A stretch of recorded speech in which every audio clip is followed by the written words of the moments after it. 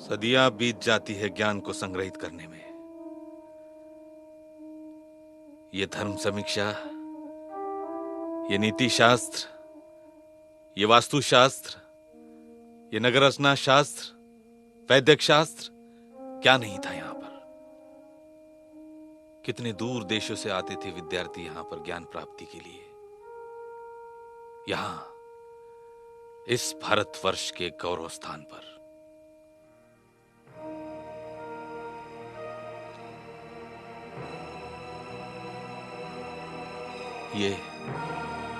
ये निरीह भिक्षुगण न जाने कितने दिन, कितने महीने, कितने वर्ष लगाए होंगे इन्होंने इन सब का निर्माण करने में। क्या अपराध था इनका? ज्ञान को संग्रहित कर लोगों तक पहुंचाना, क्या यह अपराध था इनका? मानव जाति के कल्याण के लिए दिन रात मर खपना, क्या यह अपराध था इनका? अरे पाखंडियों, क्या अपराध था इनका? कुछ नहीं। लेकिन तुम्हें इन सब बातों से क्या लेना देना? तुम्हें तो प्रिय है तुम्हारा, सिर्फ तुम्हारा वर्चस्व, जिसके लिए तुमने सहारा लिया मनुस्मृति का और यातनाएं दी हम सबको। किंतु एक बात ध्यान रखना, मैं इस भारतवर्ष का मूल निवासी तुम्हें कहता है, ये जो तुमने आग लगाई है, इसे आने वाला समय कभी माफ नहीं करेगा। और यही आग तुमको, तुम्हारे मनु को और उसकी मनुस्मृति को जलाकर भस्म कर देगी।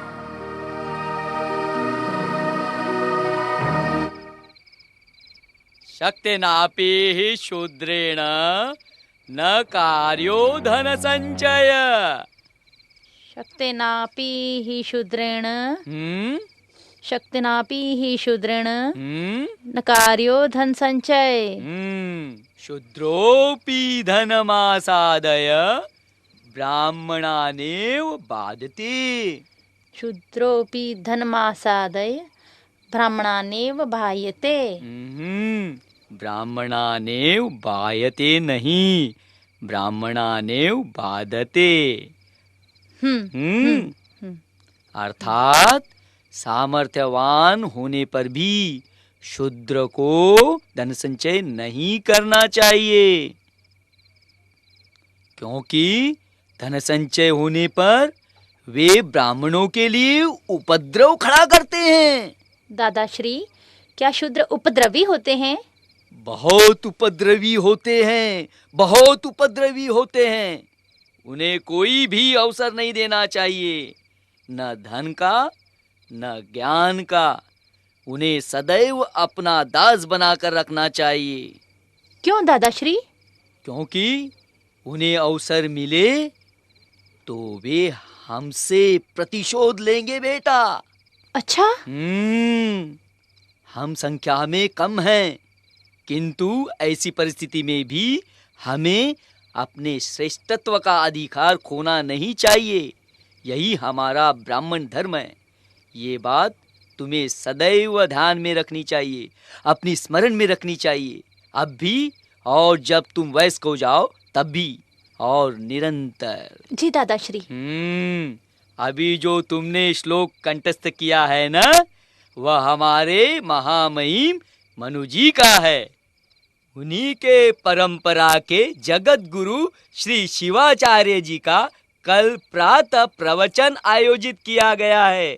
उन्हीं के वचन सुनने के लिए हमें प्रस्थान करना है। अभी हम विश्राम करेंगे।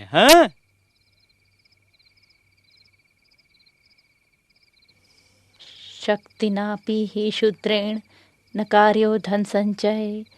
शक्तिनापि हि शूद्रेण न कार्यो धन संचय। शक्तिनापि हि शूद्रेण न कार्यो धन संचय। हे धर्मरक्षक प्रजागण, मैं आज आप सबको महान सनातन धर्म की गौरव गरिमा से अवगत कराते हुए स्वर्ग का रास्ता दिखाऊंगा। राम और कृष्ण जैसे देवताओं का यह वैदिक धर्म सारे विश्व में अति प्राचीन एवं सर्वश्रेष्ठ है।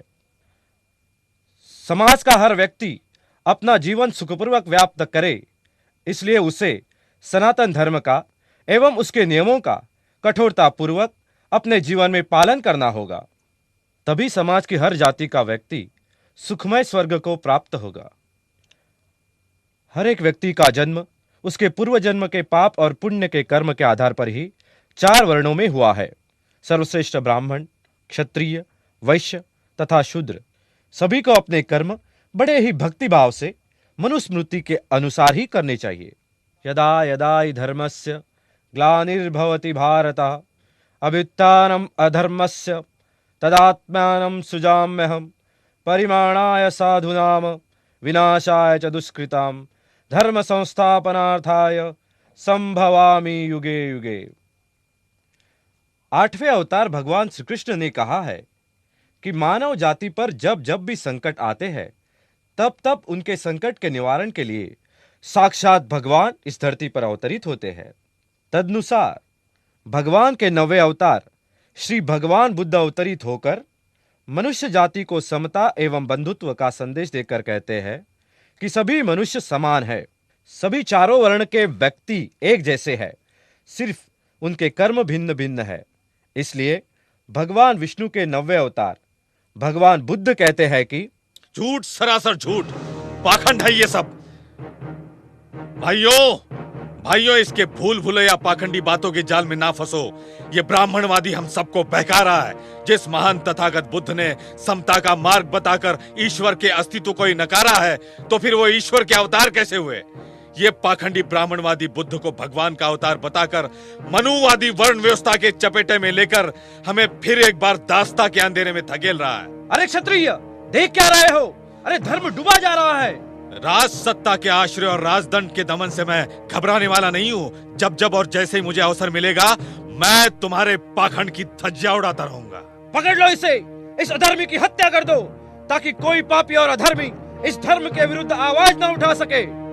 जाओ, इसे पकड़ो और खत्म कर दो, यही तुम्हारा कर्तव्य है। जाओ। हे मनु महाठगुआ, महाठगुआ महाठगुआ जानी।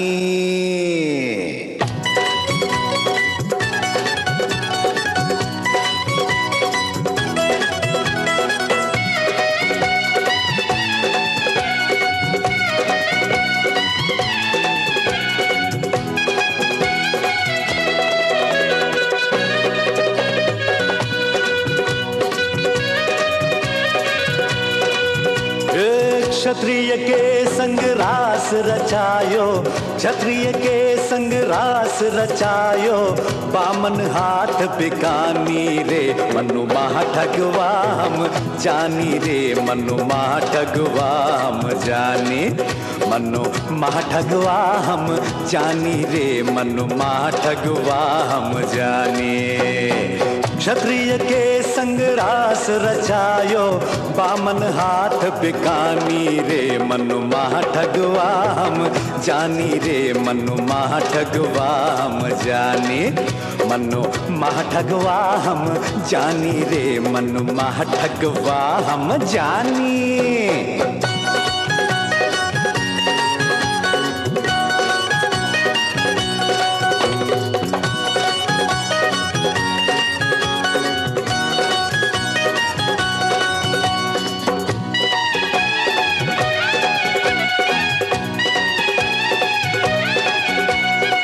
मनुस्मृति गालियो लुआठा, कियो बहुत शैतानी रे बाबा, कियो बहुत शैतानी। दलितन के घर आग लगायो, छूने दियो ना पानी रे भाई, छूने दियो ना पानी। हे जीरे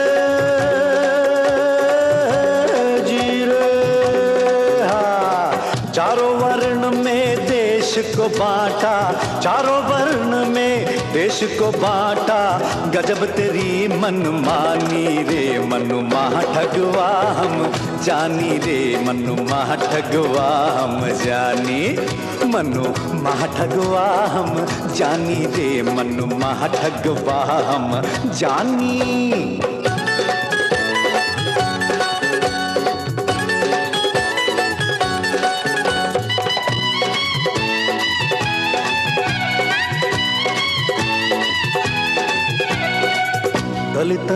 तो कियो निरक्षर सदियां यूं ही बितानी। साथ गरीबी पीछे छायो कैसी वेद पुरानी रे बाबा, कैसी वेद पुरानी। मानव से मानव लड़वायो खून से लिखी कहानी रे बहुजन, खून से लिखी कहानी। हे जीरे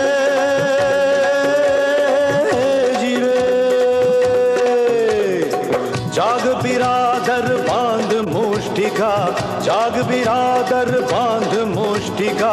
बहुजन राज चलानी रे मनु महाठगवा हम जानी रे मनु महाठगवा हम जानी।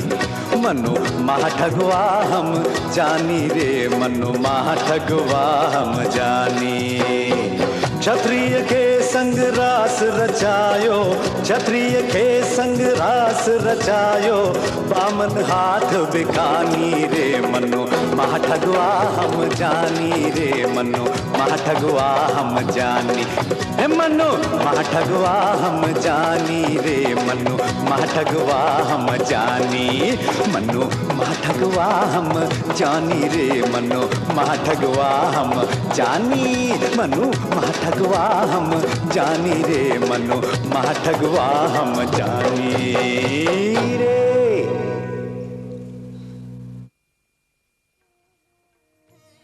भारतीय इतिहास के मध्यकाल में हिंदू समाज आडंबरों से घिरा हुआ था। ब्राह्मणों का महत्व अधिक था। भगवान के नाम पर और मंदिर की आड़ में व्यभिचार चल रहा था। ऐसे ही वातावरण में धार्मिक सुधारक के रूप में संत आए। तमिलनाडु के संत अभयाचार्य, त्यागराज, पोतन्ना और वैमन, आसाम के संत श्री शंकर देव, उड़ीसा के संत जगन्नाथ दास और सरल दास, कश्मीर के संत परमानंद और लल्लेश्वरी, राजस्थान के संत दादू दयाल, बिहार के संत दरिया, गुजरात के संत नरसिंह मेहता, पंजाब के संत गुरु नानक, गुरु अर्जुन देव, गुरु अमरदास, उत्तर प्रदेश के संत कबीर, महाराष्ट्र के संत नामदेव, एकनाथ, तुकाराम, चोखा मेला और सोहराबाई इत्यादि संतों ने मानवीय धर्म पर जोर दिया। इन्होंने जो कुछ कहा उसका आधार वेद या धर्म ग्रंथ नहीं बल्कि निजी अनुभव था। संत कबीर और संत तुकाराम ने अपने विद्रोही विचारों से ब्राह्मण समाज में खलबली मचा दी। गुरु नानक ने जाति व्यवस्था को नष्ट कर ब्राह्मणवाद को ही खत्म कर दिया। तिरुवल्लुवर, गोरखनाथ, सावतामाली, गोरा कुंभार, सेनानाई, मीराबाई, शारदा मणिमा, रमन महर्षि और मेहर बाबा जैसे संतों ने भूत प्रेत, अंधविश्वास और मंत्रोच्चारण का खंडन किया। समाज में व्याप्त धार्मिक पाखंड को ललकारा और अपनी विद्वत्ता से यह सिद्ध कर दिया कि ज्ञान प्राप्ति उच्च जात वालों की बपौती नहीं है। इन संतों के वचन, उपदेश, दोहे, अभंग और आरतियों से समाज प्रभावित तो हुआ किंतु परिवर्तित नहीं हुआ, क्योंकि समाज का अंतःकरण ब्राह्मणवादी व्यवस्था से जकड़ा हुआ था। सुनो सुनो सुनो, पूना के नागरिकों, विद्वानों, प्रजाजनों, ब्राह्मण कुलोत्पन्न मेहरबान पेशवाओं